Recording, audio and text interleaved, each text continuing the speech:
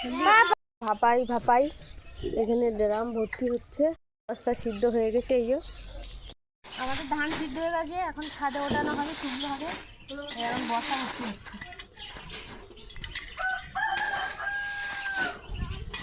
আমাদের সিদ্ধ হয়ে গেছে, ওদিকে ভাপানো হচ্ছে, এদিকে সিদ্ধ হয়ে গেছে, ছাদে যাবে, শুকনো হবে।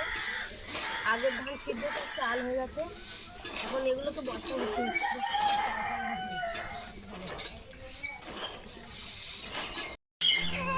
কালকের হাট ছিল, কালকের মা বাজারে এনেছে, আজকে গোছাচ্ছি কী কী বাজারে এনেছে দেখো।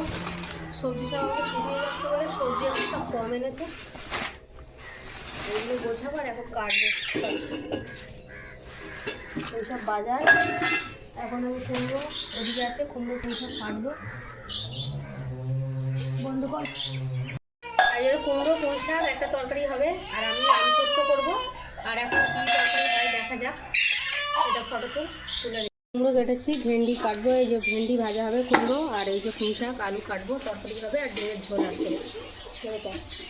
সেদ্ধ করবো। এই যে আম, এই যে আম, এই জন্য আম কাটছি, আমগুলোকে ছোটো ছোটো করে পিস পিস করে কেটে নেবো। গরম গরমে ভাত কি খাবে, কিছু খাবার ইচ্ছে করে না, তাই অল্প একটু পান্তা নিয়ে এসেছি। আর ভেন্ডি ভাজা, কুমড়ো আলু পুঁইশাক দিয়ে তরকারি একসাথে নিয়ে চলে এসেছি। তারপরে রিলস বানাবো। তো টাটা, বাই বাই।